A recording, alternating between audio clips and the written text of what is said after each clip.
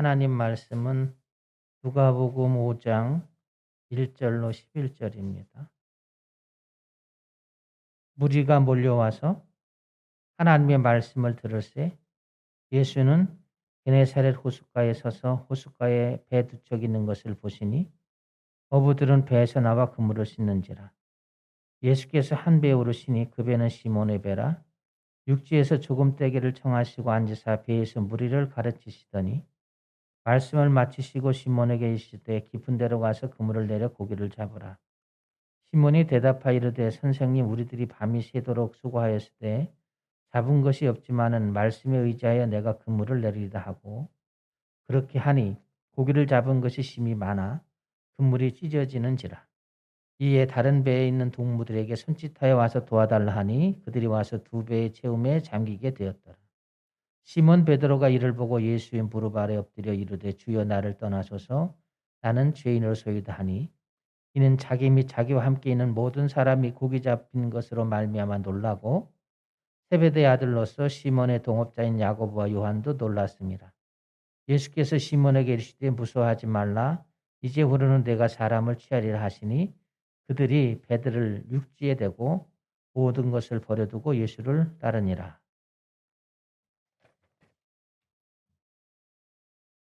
노인과 바다라는 소설이 있죠.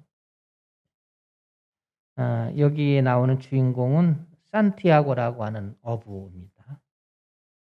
산티아고가 청새치를 잡기 위해서 사투를 벌이는 내용이 노인과 바다의 소설의 내용입니다. 산티아고는 가난하고 늙었어요. 그러나 쿠바의 유능한 어부입니다. 산티아고가 죽기 전에 꼭 하고 싶은 일이 있어요. 어부들 사이에서 전설처럼 내려오는 청새치를 잡는 것입니다. 근데 산티아고가 84일 동안 한 마리의 고기도 잡지 못하고 돌아오니까 동료 어부들이 산티아고를 비웃습니다. 그런데 산티아고는 이 동료들의 비웃음에 굴하지 않지요. 그래서 더 누구도 가보지 않은 망망대해의 끝으로 배를 몰고 나갑니다. 거기서 마침내 전설처럼 내려오는 청새치를 잡지요. 해밍웨이는 노인과 바다라는 소설을 통해서 몸도 늙고 한동안 고기를 잡지 못했더라도 망망대해 심연에까지 가면, 깊은 곳에 가면 청새치를 잡는 꿈을 이룬다라는 메시지가 이 소설의 메시지입니다.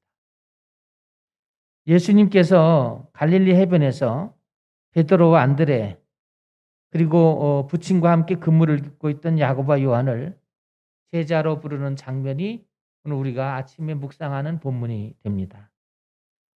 고기를 잡지 못한 베드로에게 어부의 상식과 어부의 경험을 벗어나라, 그렇게 명령을 하십니다. 베드로는 이 예수님의 말씀에 순종해서 기적을 경험하게 됩니다. 텅 빈 그물이 고기로 에워져서 그물이 찢어지는 기적이 일어났다는 게 이제 오늘 우리가 묵상하는 말이죠. 4절의 본문에 보시면 말씀을 마치시고 시몬에게 이르시되 깊은 데로 가서 그물을 내려 고기를 잡으라. 여기 깊은 데로라는 헬라어 원어는요, 바도스라는 말이에요. 바도스는 바닥에 보이지 않는 시면이라는 뜻입니다. 바도스, 시면이라는 뜻이에요. 예수님께서 베드로에게 바닥이 보이지 않는 시면으로 가라, 그렇게 명령을 했습니다. 해변으로부터 멀리 가서 그물을 던지라는 것이죠. 예수님이 베드로에게 말하는 거예요. 익숙한 자리에서 벗어나 모험을 해봐라 라는 말씀이죠. 갈릴리의 어부들이고요. 어부들은 자신의 경험대로 얕은 물가에서 그물을 던집니다. 왜냐하면 이것은 익숙한 것이기 때문에 그렇습니다. 그러나 예수님은 말합니다. 익숙한 환경과 익숙한 관습을 벗어나라, 그렇게 명령을 하고 있습니다. 변화를 위해서 관습을 깨고 익숙한 것에서 벗어나라는 것이죠. 가보지 아니한 곳으로 나아가는 용기가 있어야 된다는 것입니다. 요즘 우리가 반복되는 일상생활에 이 매너리즘에 빠져들게 됩니다. 이런 우리를 향해서 예수님께서 바도스, 시면으로 가라 말씀하십니다. 시면으로 가라 하는 명령은 어떤 의미가 있을까?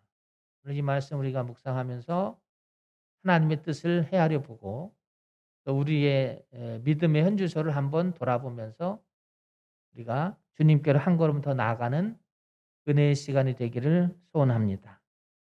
첫째는 바도스, 시면으로 가라는 명령은요. 말씀의 바도스를 가질 때, 말씀의 깊이를 알 때 주님과 동행하는 삶을 이룰 수 있습니다. 그리스도인으로 살아간다는 건 어떤 걸까요? 신앙인으로, 예수님의 사람으로 살아간다는 건 뭘까요? 사람마다 신앙생활을 시작하는 그 시작이 서로 다르지요. 스토리가 다릅니다. 시작은 서로 다르지만 공통점이 있습니다. 그것은 뭐냐 하면 예수님이 찾아오셨다는 것과 하나님의 말씀을 듣고 믿음을 통해서 신앙을 가지게 되었다라는 거예요. 그래서 말씀을 통해서 믿음이 자라가더라는 것입니다. 베드로라는 사람이 나오죠. 베드로라는 사람은 예수님의 말씀 체험을 통해서 신앙생활을 시작했던 대표적인 인물이죠. 그래서 베드로 전서 1장 23절이나 2장 33절에 보면 베드로는 이렇게 이야기해요. 많은 사람들에게 신앙이 하나님의 말씀으로 살아가는 삶이다. 신앙이 생활로 옮겨지는 것이 그것이 우리가 살아가는 것이다. 예수님의 말씀이 우리의 삶 가운데 옮겨지는 것이 우리가 그리스도인으로 살아가는 거다. 그렇게 가르쳐 주고 있어요. 베드로는 또는 누가복음을 통해서 예수는 우리에게 예수님을 만나는 신앙생활의 사건의 기록이 되죠. 베드로가 예수님을 어떻게 만나고 신앙생활하기 시작했는가라는 기록을 합니다. 여러분 어떻게 예수님을 만나고 신앙생활을 시작했나요? 각자 다를 것입니다. 우리가 이제 꼭 기억해야 될 말씀은 이런 겁니다. 여러분 우리가 말씀 앞에 서면 3월부터 이제 시작되는 사역이 있죠. 우리가 이제 사역이 준비되어 있고 여러분도 다 마음의 준비를 했고 기도 준비를 하고 있는데 왜 우리가 이 사역을 하면서 말씀 앞에 서며 살아가려고 하느냐? 말씀 앞에 서면요. 말씀의 깊이에 들어가 보면 일상적인 삶이 일상적이지 않아요. 특별해지는 삶이 됩니다. 유혹 앞에서 하나님과 동행하는 유익을 누리게 된다는 것입니다. 하나님의 임재를 벗어난 일상은 우리를 한없이 초라하게 만들기도 하죠. 분명한 것이 있어요. 하나님 앞에 서서 말씀의 깊이 심연에 들어가서 살다가 보면 우리의 삶에 유익이 된다. 그래서 매일 말씀을 묵상하는 성도가 되보자. 그래서 3월에 사역을 준비해서 올 한 해 동안 우리가 하나님 말씀의 심연에 깊은 맛을 한번 우리가 가져보려고 하는 것입니다. 매일 묵상한다는 건 뭘까요? 매일 하나님을 자주 볼 수 있다는 것이죠. 베드로처럼 말씀을 통해서. 왜 이렇게 되나요? 창세기 3장에 보면 아담과 하와의 이야기가 나옵니다. 여러분 다 아시는 내용이지만 그런데 에덴 동산은요. 부족함이 없도록 하나님이 다 갖추어 놓으셨어요. 모든 걸 다 갖춰 놓으시고 거기에 이 남녀를 살게 했습니다. 그런데 어떻게 됐다고 하냐면 타락했다. 그렇게 성경이 기록을 하고 있죠. 그런가 하면 마태복음 4장에 보면 예수님의 이야기가 나옵니다. 예수님은 모든 것이 완벽하게 결핍된 광야에서 인생을 시작합니다. 그런데 아담과 하와는 실패했는데 예수님은 승리했다. 이게 마태복음 4장의 기록입니다. 그래서 성경에서 옛 사람을 이제 아담과 이브라고 얘기하고요. 그리고 새로운 아담을 예수님이라고 그렇게 비유해서 표현하기도 합니다. 여기서 우리가 기억해 볼 것이 있습니다. 우리의 환경이 에덴과 같이 완벽한 환경이라 하더라도 아담과 이브의 중심에 말씀이 없으면 유혹에 굴복당한다라는 거예요. 그게 이 창세기 3장의 교훈입니다. 그런가 하면 환경이 광야같이 결핍되어 있어도 완전히 결핍된 거죠. 중심에 말씀이 있으면 유혹에 굴복하지 않는다라는 게 4장의 이야기입니다. 그래서 우리는 얘기합니다. 환경과 상황이 좋지 않기 때문에 하나님의 뜻대로 살지를 못한다. 그렇게들 이야기합니다. 코로나 상황이 계속되니까 환경이 좋지 않기 때문에 하나님의 뜻대로 만드는 예배에 참석할 수가 없다. 그렇게도 이야기하는 사람들도 있을 것입니다. 그런데 말씀을 묵상하다 보면 말씀 안에 하나님이 우리 안에 임재하는 걸 알게 되죠. 그래서 말씀의 깊이에 들어가 보면 평범한 일상이 특별한 일상으로 변화가 되어져서 만들어진다는 거예요. 그러니까 우리의 하루가 바뀌는 것이 아니라 하나님이 함께 하시는 하루가 특별하다는 거죠. 신앙인은 이게 중요하죠. 하루를 사는데 하나님이 나와 함께하는 하루, 동행하는 하루가 특별한 하루죠. 그래서 매일 말씀을 깊이 있게 묵상하면 하나님과 동행하는 삶이 가능해지고, 이 가능해지면 여기 베드로처럼 놀라운 기적의 주인공이 된다라는 거예요. 이번 사역에 함께 동참하시면서 우리는 여태껏 환경이 어때서, 내가 주변이 어때서, 하나님이 다 만들어 주셔서 환경이 좋아져도 우리의 신앙은 변하지 않죠. 생활이 되지 않습니다. 이번 말씀의 임재를 통해서 여러분이 베드로의 이야기처럼 난 말씀을 통해서 예수님을 알게 됐는데 예수님을 따라서 살아가는 것이 예수님의 제자들의 삶이다. 그래서 우리가 여러분 삶 가운데 이루어지는 그런 변화의 역사가 있기를 주의 이름으로 부탁을 드립니다. 5절의 말씀 본문을 보시자고요. 시몬이 대답하여 이르되 선생님 우리들이 밤이 새도록 수고하였을 때 잡은 것이 없지만은 말씀에 의지해 내가 그물을 내리다. 여기에 말씀을 의지하여라는 헬라어는요. 에피토 레마티수라는 말인데 말씀에 순종하다라는 의미예요. 말씀에 순종하다. 베드로는 예수님의 말씀에 권세가 있다는 것을 알았어요. 깨달았습니다. 기독교는 그래서 깨달음의 종교입니다. 다른 교회에서 그래서 우리가 쓰질 않고 깨닫는다 뭐 이런 얘기를 하는데 기독교도 깨달음의 종교예요. 깨달으면 어떻게 됩니까? 순종하겠다고 결심을 하더라는 거죠. 베드로는 즉각적으로 그리고 능동적으로 행동을 하게 됩니다. 말씀을 실천하는 자만이 하나님께서 예비한 축복을 받습니다. 그럼 믿음도 중요하고요.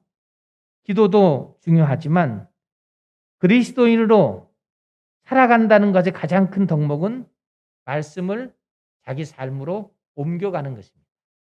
실천하는 게 중요하다는 거예요. 여호수아서 1장 8절에 보시면 이 율법책을 주야로 지켜 행하라. 그러면 내 길이 형통하리라. 이렇게 말해요. 주야로 지켜 행하면 너의 길이 형통하게 돼. 이 여호수아의 말입니다. 기도를 많이 하고 신학적 지식이 풍부하고 말을 잘하지만 말씀을 묵상하며 깊이에 이르지 못하면 안 된다는 거예요. 근데 요즘 우리는요, 어떤가요? 말씀의 깊이에 이르는 성도가 그리 많지 않습니다. 그래서 한번 사역을 정하고 우리 한번 말씀의 깊이에 들어가 보자는 거예요. 말씀은 지식이 아닙니다. 그래서 말 갖고 장난하면 안 됩니다. 말씀은 뭐냐면 실천의 가치가 있어야 되는 거예요. 오늘 우리의 위기는 뭘까요? 말씀의 실천의 가치를 행하지 않는 데서 위기가 오는 거죠. 말만 무성하지요. 그럴듯한 말들. 그래서 거기에 현혹되는 많은 영혼들. 그러나 베드로가 우리에게 가르쳐주는 것, 예수님이 가르쳐주는 말씀은 실천하는 가치가 있어야 된다. 실천할 때 어떻게 됩니까? 그물이 찢어질 만큼 복을 받았다. 실천하면 말씀의 시면으로 나아가면 그곳에 이런 복이 있어요.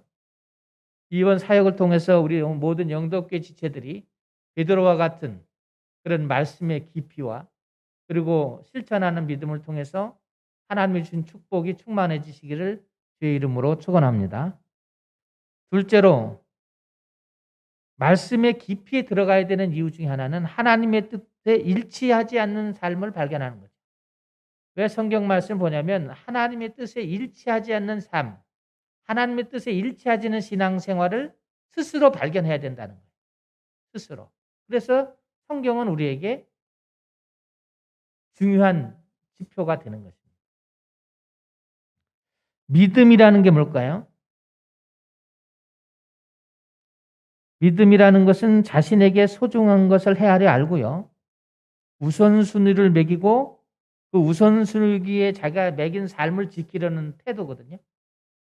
그게 이제 믿음의 삶이죠. 만약에 이 믿음의 삶이 태도가 정확하지 않으면 어떻게 되나요? 다른 사람들의 이데올로기에 쉽게 동의해버리고 자신만의 고귀한 특권을 포기하는 결과를 가져오게 됩니다. 스스로 소중한 것이 무엇인지 깊이 헤아리는 행위, 그것이 믿음의 시작입니다.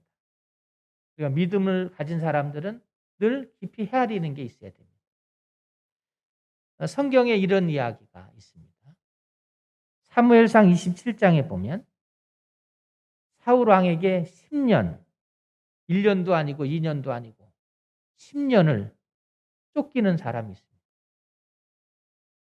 근데 일이 쫓기다가 보니까 이 사람이 언약도 놓치고 자기의 위치와 신분을 잃어버리죠. 그런 이야기가 기록이 되어 있습니다. 이 사람이 10년을 쫓김을 당하다 보니까 인생에 대해서 절망과 좌절이 오는 거예요. 그래서 스스로 생각합니다. 내가 이스라엘 국경 안에 머무는 한 언젠가는 내가 꼭 사울의 손에 붙잡힐 것이다. 그래서 판단을 합니다. 블레셋 땅으로, 블레셋 사람이 사는 땅으로 피하는 것이 사울로부터 내 생명을 보호하는 것이다. 그렇게 생각합니다. 생각이 마음에서 나온다는 거예요. 그래서 이 사람은 최상의 길을 선택합니다.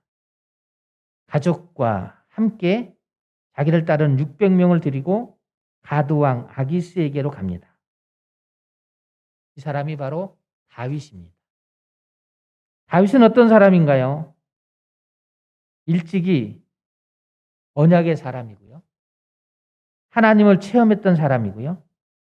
하나님께서 다윗에게 너가 앞으로 이스라엘의 왕이 될 거라고 하는 하나님의 약속도 있고요. 언약의 말씀이죠. 하나님의 섭리와 주권을 아는 사람이에요. 저와 여러분 같은 사람.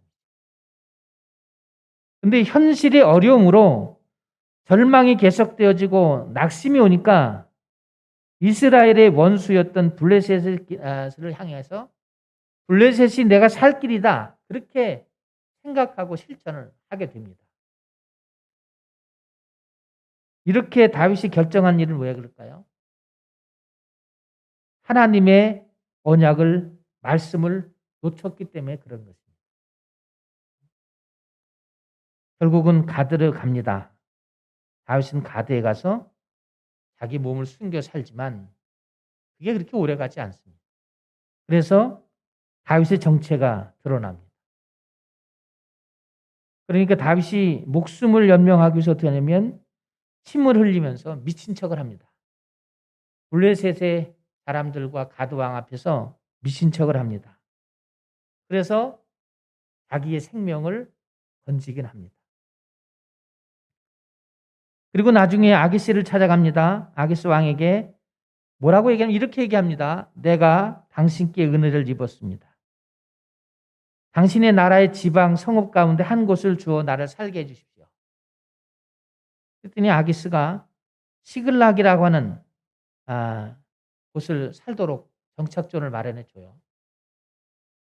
여기서 다윗은 지역을 공격하고 약탈하고 진멸합니다. 그런 소식이 블레셋 아기스에게 들어가요. 아기스가 다윗에게 물어요. 어디를 공격하냐? 그랬더니 유다 네겝과 여라무엘 사람의 네겝과 겐 사람의 네겝입니다. 아기스가 생각합니다. 이건 우리 블레셋 나라의 변방인데 이 변방에 사는 다윗이 자기 국경을 든든하게 해주는구나. 그래서 믿게 되죠. 그래서 아기스는 이 사람이 영원히 내 부하가 될 것이다. 그렇게 생각을 하게 합니다. 다윗은요. 하나님의 뜻과 일치되는 삶을 살아가는 것이 성경에 이렇게 기록이 되어 있어요. 사람은 언약의 사람이고요. 나중에 이스라엘 왕이 되는 사람이에요. 그러나 이 사람이 말씀을 놓치고 언약을 놓쳤을 때 이런 행동을 한다는 거예요.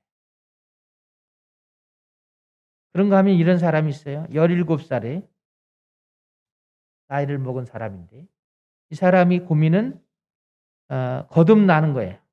그래서 교회에서 예배가 되는 날 집회에 참석합니다. 이 사람, 이 어린아이, 27세 이 청소년의 소망은 뭐냐면 내가 거듭나는 거예요. 그래서 늘 기도합니다. 예수님, 오늘 밤 죄를 사해 주시고 저를 구원해 주셔서 늘 이런 간단하지만 죄를 고백하는 기도를 드립니다. 어느 날 교회 예배 드리러 갔는데 한 번도 앉아본 적이 없던 맨 앞자리에 앉고 싶은 생각이 들어서 맨 앞자리에 앉게 됐어요. 근데 이제 말씀이 끝나고 예배 가운데 갑자기 무릎을 꿇게 되고 그러면서 이 어린아이에게 17세 청소년에게 이 사람이 나중에 뭐라면 천국이 자기의 영 속으로 뛰어들어왔다. 이렇게 표현해요. 천국이 자기의 영혼 속으로 들어왔다는 것입니다. 이 사람이 세 가지를 이야기합니다. 이 경험을 통해서 이걸 우리는 회심의 경험이라고 그러거든요. 회심의 경험을 통해서 하나님께 용서받았다는 느낌이 강하게 들었다. 회심하면 첫째로 드는 거거든요. 하나님이 나를 용서해 주셨다. 그래서 내가 아버지의 집에 돌아온 느낌이 든다. 편안한 느낌이 든다는 거예요. 편안한 느낌. 둘째로 이 경험을 통해서 자기의 인생의 방향이 분명해지고 인생의 목적을 찾게 됐다. 세 번째로 내가 혼자가 아니고 나와 늘 함께하는 분이 있다는 것을 이제서야 알게 됐다. 여러분 어떠세요? 이 사람이 느끼는 걸 여러분 느끼나요? 여러분 하나님 앞에 오셨어요? 용서받은 느낌이 드십니까? 교회 오시면 마음이 편안하십니까? 여러분의 삶의 방식이 이제까지 살던 방식과 삶이 바뀌어야 된다. 그리고 하나님이 함께 하시는 걸 알기 위해서 여러분 사역에 이 말씀 묵상 사역에 꼭 동참하셔서 여러분이 이런 큰 은혜를 받으셔야 됩니다. 어느 날 이 사람이 내가 온전해졌다라는 느낌이 들더라는 거예요. 하나님 앞에서 내가 자꾸 온전해지는구나. 성화의 과정이죠. 성화라는 것은 예수님을 닮아가는 삶이 성화입니다. 거룩해진다는 뜻이거든요. 그래서 이 사람이 은혜 받고요. 다음에 나는 천국을 소유했다. 이 사람을 하나님이 들어 쓰시죠. 이 사람이 스탠리 존슨이라고 하는 사람인데 이 사람은 하나님이 들어 쓰셔서 선교의 역사를 이루는 한 주인공이 됩니다. 하나님의 복음을 이방 나라에 가서 전하는 그런 능력을 갖게 되거든요. 회심을 하면 죄에 대한 고백이 따르고 삶이 이렇게 변화가 된다는 거예요. 8절의 본문에 보자고요. 시몬 베드로가 이를 보고 예수의 무릎 아래 엎드려 이르되 주여 나를 떠나소서 나는 죄인입니다. 나는 죄인으로소이다 라는 헬라어는 아네르 하마르톨로스 에이미라는 말인데 하나님의 뜻과 일치하지 않는 것 그런 의미예요. 하나님의 뜻과 일치하지 않는 것을 알게 됐다는 것이죠. 그래서 이 사람이 어떻게 변합니까? 베드로가 예수님을 부르는 호칭이 바뀌어요. 맨 처음엔 선생님이라고 그러거든요. 라비어 그렇게 부르는 거죠. 나중에는 어떻게 주여로 바뀝니다. 예수님의 그리스도라는 거예요. 예수님이 그리스도라는 존재를 비로소 알게 됐다는 거예요. 알게 됐다. 예수님이 그리스도임을 알면서 동시에 베드로는 자신이 초라한 죄인임을 알게 됐다는 것을 깨닫게 됐다. 은혜 받게 됐다라는 것입니다. 그리고 베드로가 어떻게 합니까? 고백을 하지요. 내가 죄인임을 고백하고 어떻게 합니까? 예수님의 무릎 아래 엎드립니다. 무릎 아래 엎드린다는 건 뭐냐면 자존심을 포기한다는 뜻이거든요. 상대방을 공경한다는 의미도 돼요. 여러분 유대인들이 이렇게 가끔 이제 어떤 동영상을 보게 되면 유대인들이 기도하는 자세를 보세요. 이 자세를 취합니다. 베드로의 자세죠. 하나님께 기도하는 자세가 지금도 똑같이 유대인들은 가르치고 그렇게 기도를 합니다. 베드로는 거룩하신 하나님의 권위를 감당하지 못하기 때문에 죄인임이라고 고백을 하는 거예요. 그래서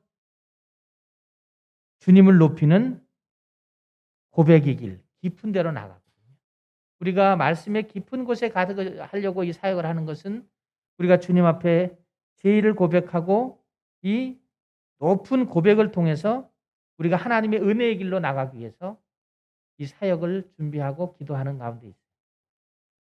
이번 사역에 여러분이 동참하시면서 베드로와 같은 큰 은혜를 경험하시고 그리고 여러분이 좀 더 고결해지고 주님을 높이 고백하는 시면의 깊은 곳으로 내려가는 은혜의 체험을 하시기를 주의 이름으로 축원합니다.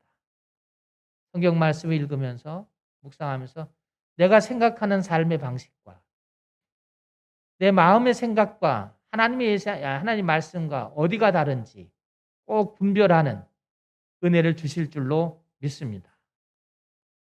셋째로 예수님을 적극적으로 따르는 삶을 결단하게 됐다는 거예요. 베드로의 결단이죠.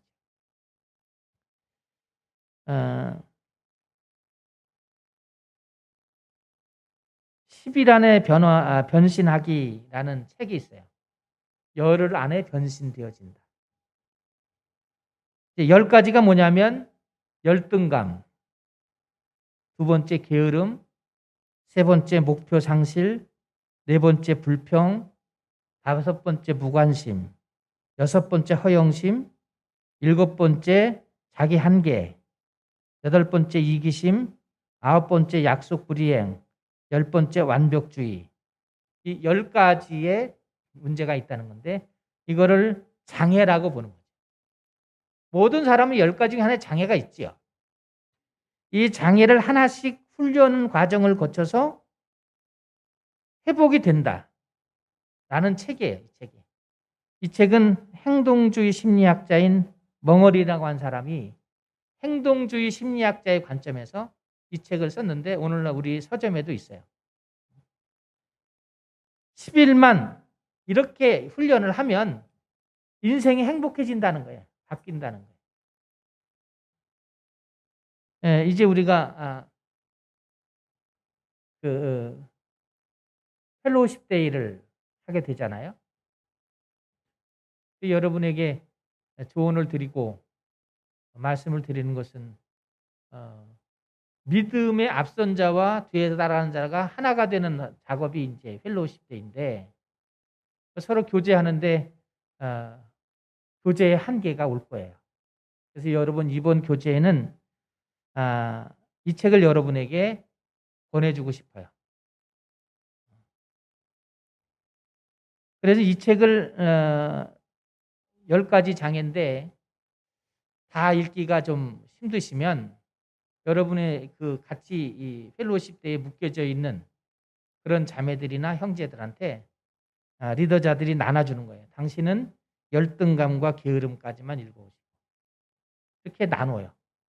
나눠서 펠로우십 때에 모이면 자기가 읽은 그 내용에 대해서 먼저 얘기하는 거죠.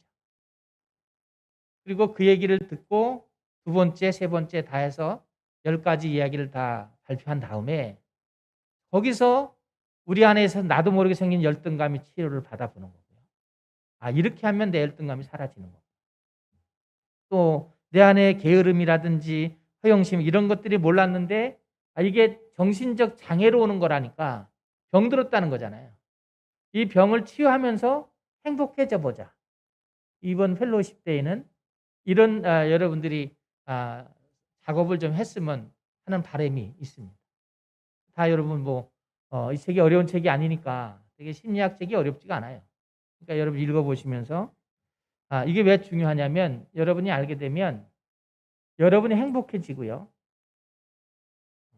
또 하나는 여러분이 이제 아이들을 이렇게 양육해 가면서 할 때 많은 이제 부딪힘이 있거든요. 우리 아이가 왜 이럴까? 근데 이 아이가 왜 그럴까를 어디서 해답을 찾냐면 되게 우매한 어머니들은 자꾸 사람들과 모여서 너희 애는 어떠냐? 우리 애는 어때? 그럼 주로 나오는 애들이 그래. 사춘기 때는 다 그래. 그렇거든요. 근데 사춘기 안 지나고 지나가는 애들도 있어요. 그러니까 이런 책을 읽으면 우리 아이가 왜 그럴까가 아니라 우리 아이가 지금 이런 장애가 오고 있구나. 그러니까 우리 아이에게 이렇게 내가 어머니로서 아버지로서 이렇게 하면 이 아이들이 우리 아이가 좀 더 행복해지겠구나. 그런 지혜로움을 가질 수가 있거든요. 꼭 읽어보실 필요가 있어요.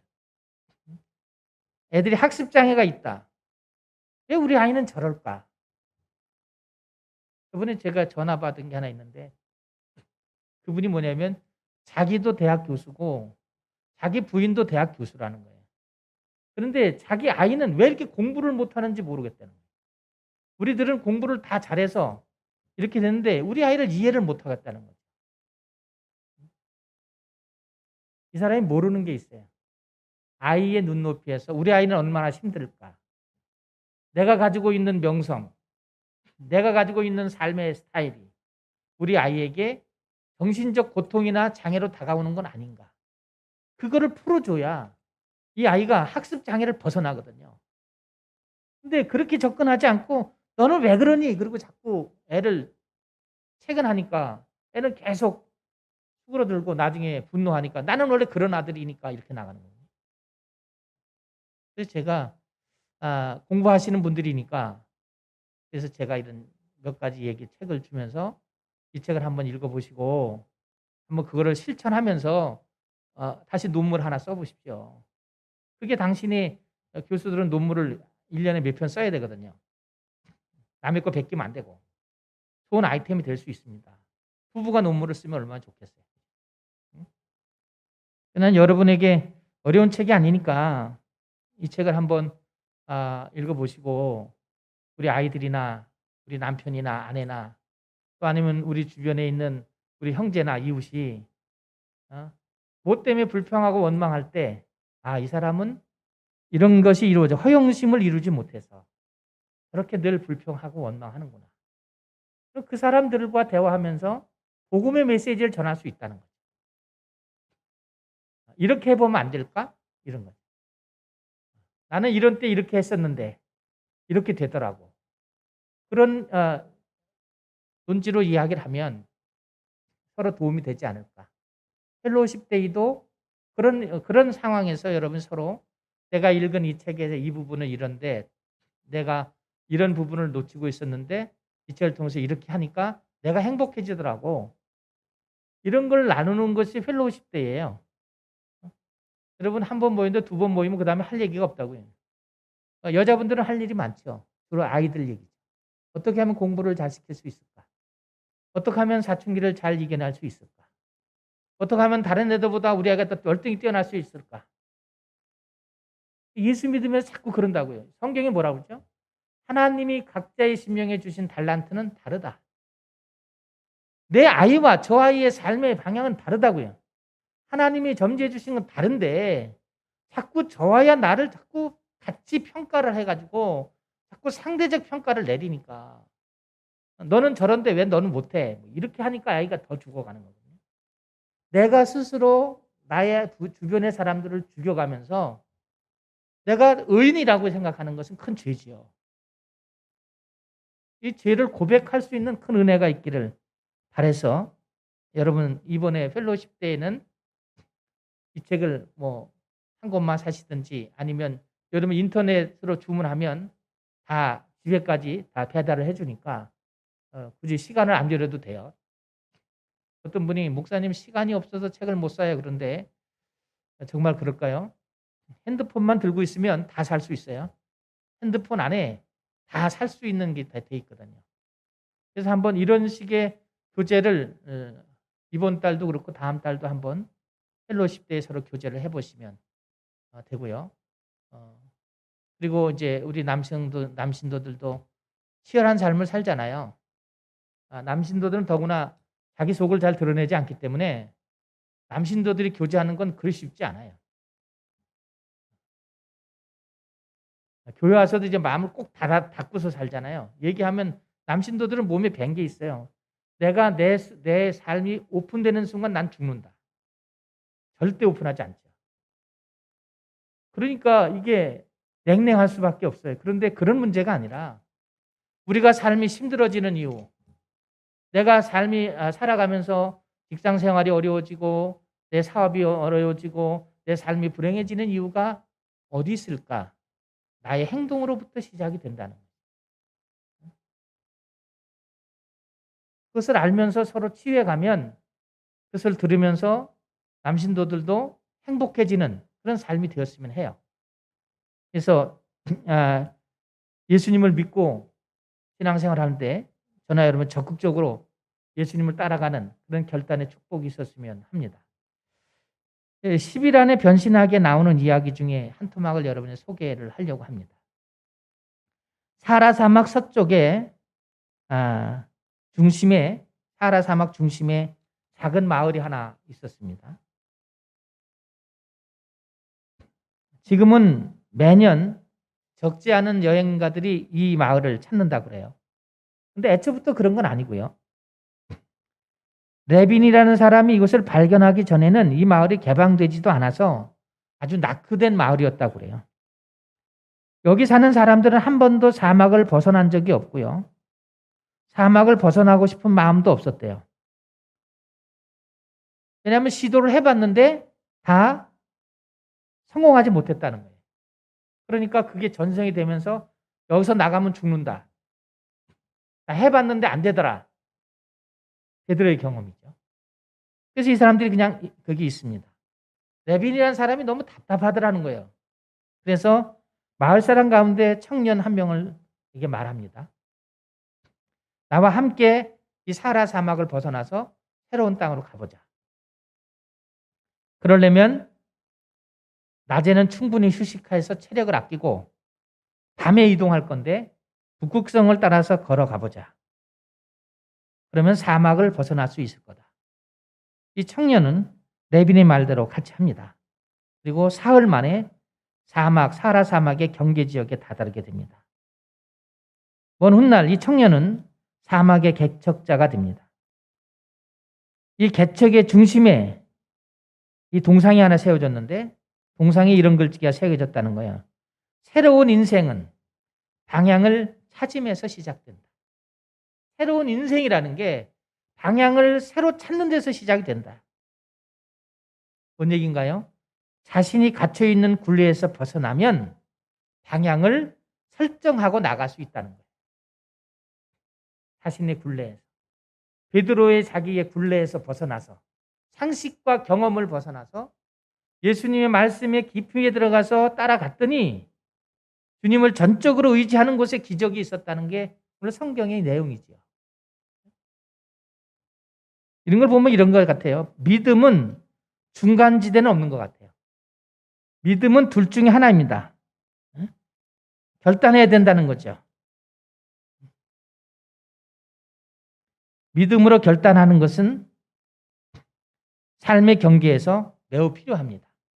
그리고 우리가 믿음의 결단을 못하는 것은 말씀의 깊이를 몰라서 그러는 거잖아요. 그래서 이 깊이에 들어가면 하나님을 선택하는 지혜를 발견하게 된다. 11절에 보시자고요. 그들이 배들을 육지에 대고 모든 것을 버려두고 예수를 따르니라. 여기 따르니라는 헬라어는요, 에클루데산이라는 말인데 적극적으로 따라간다라는 말이에요. 적극적으로 따라간다는 의미입니다. 예수님께서 어떤 분인 줄 알아야 되고요. 예수님 앞에서 자신이 어떤 사람인 줄을 알게 될 때 적극적으로 따르는 삶을 결단할 수 있다는 거예요. 여러분 어떠세요? 예수님 안에서 여러분은 예수님이 어떤 분인가요? 여러분 예수님 안에서 여러분은 어떤 사람들인가요? 베드로는 선생님이라고 불렀다가 주님이라고 부르게 되잖아요. 그 삶을 결단하게 되죠. 어떡합니까? 배와 그물을 버려두고, 이건 무슨 얘기인가요? 삶의 수단을 포기한다는 의미죠. 포기하고 인생의 대전환점을 이루게 되었다라는 거예요. 여러분, 배와 그물을 버려두고 예수님을 따른다는 결단은 정말 위대한 결단이에요. 쉽지 않은 거죠. 소중한 것들을 버리고 어부처럼 사는 것을 버리고 이제는 고기 잡는 어부가 아니라 사람을 낚는 어부의 삶으로 살아간다는 거예요.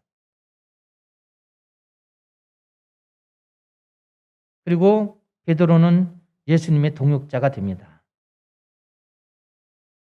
우리가 깊이 말씀의 심의에 들어가고자 하는 것은 예수님을 따라가는 삶을 살자고 교회 다니는 건데 우리가 그러지 못하잖아요. 말만 무성하죠. 많은 이론들, 교리들, 많은 성경 공부들, 그리고 만나면 나는 이거 알아 저거 알아서 지식적인 노하우를 이야기하자는 게 아니라 단순한 거예요. 교회라는 거는 예수님이 그렇게 말씀하셨는데 베드로가 그렇게 살았다더라. 그럼 나도 그렇게 살 수 있으니까 살아보자라고 해서 교회를 다니는 거고, 그렇게 사는 삶을 서로 힘들고 어려울 때 어떻게 하면 그렇게 살아갈 수 있는지를 나누는 게 성도의 교제라고요. 그게 펠로우십 데이거든요. 예수님이 뭐라고 하냐면 깊은 데로 가서 그물을 내리라. 우리는 어떤가요? 여러분 아직도 여러분의 경험, 여러분의 방법을 의지하지 않아요? 여러분 세상 방법을 의지하지 않습니까? 그러니까 어떻게 얕은 데 머물러 있는 신앙이 될 수밖에 없죠. 예수님은 단호하게 말합니다. 얕은 데 머물러 있는 신앙이 돼서는 안 된다라는 거예요. 안 된다. 얕은 곳에 머물러 있으면 기적이 일어나지 않는다. 기적은 시면으로 가야 된다. 신앙이 더욱 깊어져야 된다. 그런 말이에요. 그런 베드로를 따라가려고 하는 거예요. 베드로가 말씀을 통해서 신앙생활을 시작했고 말씀을 통해서 기적의 주인공이 됐으니까. 저와 여러분도 말씀을 통해서 기적의 주인공이 되는 축복의 일을 한번 여러분들이 체험하고 하나님의 영광을 드러내기를 주의 이름으로 축원합니다. 말씀을 정리해 보자고요. 우리가 사역을 준비합니다. 말씀 사역을 하기로 하고 각자 준비를 다 하셨을 거예요. 왜 하냐면 내가 주님과 동행하는 삶을 이루려고 성경을 읽고 묵상하는 거예요. 두 번째는 그러면 내가 이제까지 살아온 신앙생활의 여정이 하나님의 뜻과 일치된 것은 무엇이고 하나님과 뜻과 일치되지 않은 것은 무엇인가? 그걸 발견하는 것이죠. 위대한 발견이죠. 이 발견을 하게 되면 회심의 경험을 하게 되고 이전에 믿었던 이전의 신앙의 세상의 행복과 이제 시작되는 세상의 행복은 다르죠. 그러면 어떻게 됩니까? 주님을 따라서 믿음의 길에서 신앙생활하는데 적극적이 된다는 거예요. 수동적이 아니라 적극적인 삶이 돼요. 나는 하나님이 이런 은혜를 주셨고 나는 이런 달란트를 주셨기 때문에 나는 이렇게 하나님의 사람으로 예수님을 따르는 사람으로 살아가련다. 그것이 이루어지면서 내가 하는 이 일을 통해서 예수님이 기뻐하시니까 그것이 내 행복이 되는 거죠. 또 나도 그렇게 살아가는 힘을 내가 발견하게 되면서 나도 이렇게 되네.